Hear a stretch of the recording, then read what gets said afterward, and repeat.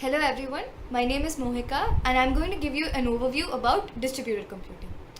So we'll be dealing with a few questions over here. The most basic question is what is distributed computing? As in if you're going to study about something, you have to know what it is. So what is distributed computing? And then we'll go on to talk about why we would use a distributed system, as in what is the purpose. If we all have our own PCs and laptops in our homes, so why would anybody opt for a distributed system? And then we would go and talk about the few types of distributed system. Distributed computing is a very diverse and inclusive topic, and it's a very broad category, and it has many subcategories, let's call it, such as grid computing, cloud computing, and so on. So we'll talk about all that right now. So yeah, coming back to what is distributed computing, I can explain this to you by using a very simple example. So imagine there are 100 rooms that need to be painted, right? Like painted. And there is one person to do the entire job, like the entire painting job for 100 rooms. And imagine for one person, it takes 1 day to paint an entire room. So for one room, it takes 1 day. So for 100 rooms, it obviously takes 100 days for him. Now imagine there are two people who are doing the work simultaneously, as in one guy is painting one room and the other guy is painting at the same time he's painting another room. So like we can calculate that it takes about 50 days for two of them to complete the work. Now imagine there are 10 people doing the same work simultaneously. So obviously to paint 100 rooms it only takes 10 days. Likewise, if we have 100 people, it takes only 1 day to finish the entire work. And that, I guess, is a good example to explain to you about distributed computing, because distributed computing is a process in which a very big instruction or program is split up into many subtasks which are executed simultaneously in multiple computers at the same time, and the output is obtained in a very fast manner. Let's quickly move on to the theoretical definition here. A distributed system consists of multiple autonomous computers that communicate through a computer network. Now, we already know that in distributed systems, there is a big program or instruction that is split into subtasks which are performed independently on autonomous computers. Now, the basic requisite for using distributed systems is that the program or instruction itself is parallelizable. What this means is that the subtasks, which the program we split into subtasks, right? The subtasks themselves should be independent of each other.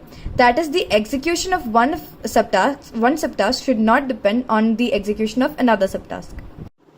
The term distributed itself means spread out across space, right? So we already know that in a distributed computing system, the autonomous computers work independent of each other. So they need not be in the same location or vicinity while performing the functions. But they do have to be connected to the common computer network. Only then can they pass messages for performing actions and complete the task in a coordinated manner. Now let's talk about the common properties found in distributed computing systems. The first one is fault tolerance. Because we know in distributed computing systems, the autonomous computers work independently of each other.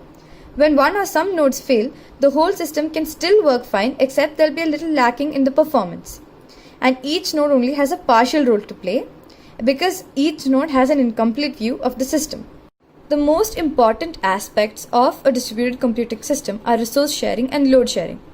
In resource sharing, each user can share the computing power and storage resource in the system with other users. And load sharing is what we've been talking about all this while.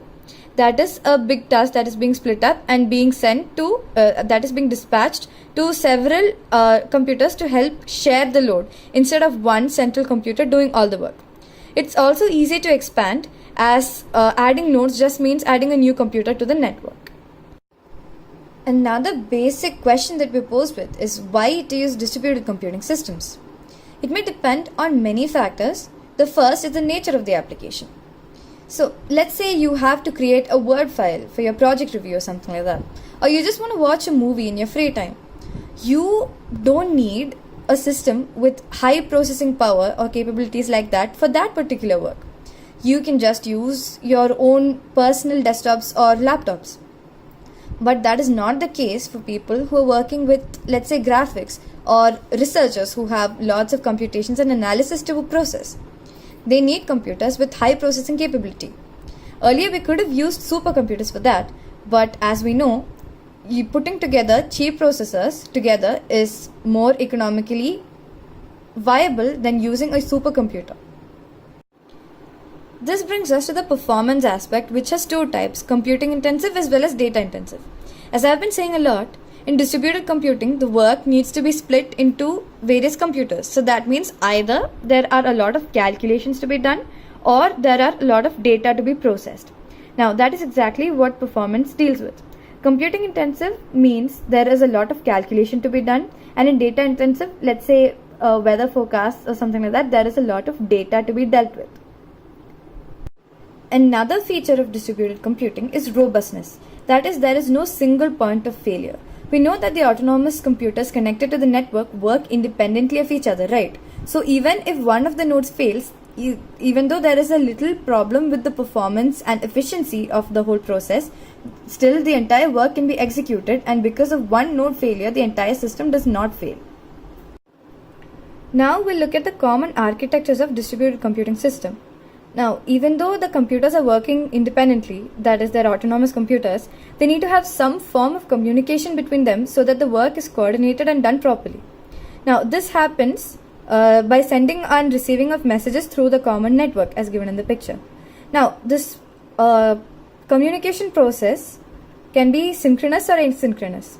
Now, like in synchronous data transfer, there is a common clock cycle for both the sender and the receiver, and like both the computers have to send and receive data at the starting or ending of the particular clock cycle, and there is a common clock signal for both the sender and the receiver. Now, in asynchronous method of data transfer, there is no common clock cycle for the sender and the receiver. They have their own separate clock cycles which they follow. So before the starting of communication, they have to actually fix a data transfer speed, like the speed in which the sender will send the data, so that the receiver is capable of receiving and processing the data properly.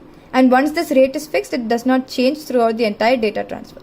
So that is how communication happens in the network. The most common architecture of a distributed system is the master-slave or client-server architecture, where the server is the master and the client is the slave. Now in this, what happens is the slave requests some data from the application, and this particular data is sent by the application server to the master. The master then replicates the data and passes it on to the slave. Now in this, it's called a master-slave relationship because the master has unidirectional control or power over the service, as in the master is the one who's providing the service directly from the application server to the slave database. In addition to the master-slave architecture, another common architecture type that's being followed is the three-tier architecture. In this architecture, the client intelligence is moved on to a middle tier so that stateless clients can be used. This means that the architecture is dependent only on the input and not on the session state that is stored on any server. A modification of the three-tier architecture is the n-tier architecture, in which many different tiers are used for the same purpose. There is also peer-to-peer architecture, in which no particular device serves as the master or slave, but rather the responsibilities are shared between all the participating computers. That is, if a certain computer has any information that needs to be shared to the whole network, that particular computer will act as the master for that particular period of time, while the other computers will be the slave. And after a certain period of time, if any other computer has some information to share to the entire network, that particular computer will take up the role of master and the others will become slaves. So in this architecture, the responsibility is shared between all the participating computers. Now that we have an idea about distributed systems, let's take a look at all the advantages it has over mainframes. The first point is economics. Computers harnessed together give a better price to performance ratio than mainframes. That is, as we've already discussed earlier, it is more economically viable to put together a group of processors or computers working in unison rather than building an entire supercomputer or such a big processor. The second point is speed. A distributed system may have more total computing power than a mainframe. This is because the processes or subtasks of a distributed system are independent of each other, and there will be very less waiting time to wait for other processes to finish computing. The next is inherent distribution of applications. Some applications are inherently distributed. This means that the application itself is naturally divided into subsystems without any person or human interaction into making it so. The next is reliability. As we've already discussed, since the computers are autonomous, if one machine crashes, even though the performance might be a little bad or worse than what it used to be, the entire system does not crash. You can still run your processes, but it just might be a little bit slower. The next point is extensibility and incremental growth. Since all the devices are connected by a common network, we can always add more nodes or more computer systems to share the workload. Since we've seen the advantages of distributed systems, let's also take a look at the disadvantages that it poses. The first is complexity.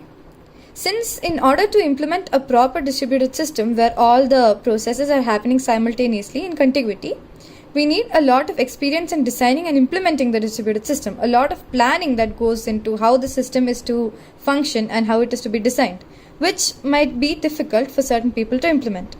The second is a network problem. Even though there is a high level of redundancy and reliability, as in if one of the computers fails, the entire system does not fail, but still, if the underlying network to which all the systems are connected fails, then the entire system, the entire distribution system fails. And then it cancels out all the advantages of having a distributed system. Another major disadvantage is security.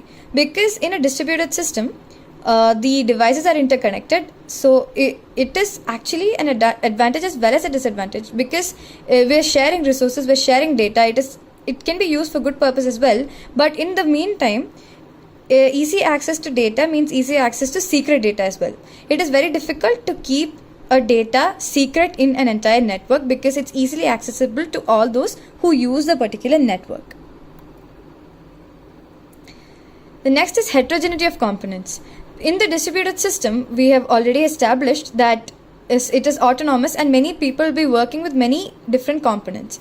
But if it all has to be integrated in the end, it has to have a common platform probably, or a common programming language. And since the programmers who are using these systems might use it to their comfort, their preferred programming language or operating system, it might be difficult in the end to integrate it all into one common final product. The next is openness. It means that the system can be extended and re-implemented in various ways, but it cannot be achieved unless the specification and documentation are made available to the developer. This is the basic challenge to the designer, that is, many different people are designing the same system and it can only be done with the specification and documentation that is given by the software developer. Finally, I would like to talk about some branches of distributed computing, namely cloud and grid computing. Now, cloud computing is an umbrella term used to refer to internet-based development and services. Many of us use certain cloud services like emails or Google Drive without even realizing that it is the cloud computing process. A number of characteristics define cloud data, application services, and infrastructure. First, it's remotely hosted. Secondly, it is ubiquitous, as in the services and data are available from any place in the world, actually provided that you have an internet connection. And thirdly, it is commodified, which means that you pay for what you want. Now finally, I'd like to give a basic introduction to grid computing. It is the use of a computational grid to apply the resources of many computers in a network to a single problem at the same time. This means that many different devices which are remotely located throughout the world are connected to the same network, and their computational power is taken to form a virtual supercomputer together. To summarize what all we've learned, we've seen what a distributed system actually is, how it works with the help of the common network, the autonomous computers, and the big program being split up into subtasks. We also saw why we use a distributed system, what the distributed system brings to the table that a normal computer system does not have, such as load and resource sharing, faster processing, and so on. We also saw the advantages of distributed systems over mainframes or supercomputers, such as speed, cost, efficiency, as well as easy addition of nodes, and so on. We also looked at the disadvantages of distributed systems, such as security, network failure, etc. We also saw the most common architecture types of distributed systems such as client-server, 3-tier, n-tier and peer-to-peer. Finally, we also saw grid computing and cloud computing as forms of distributed computing. I hope this video lecture was useful to you and thank you for watching.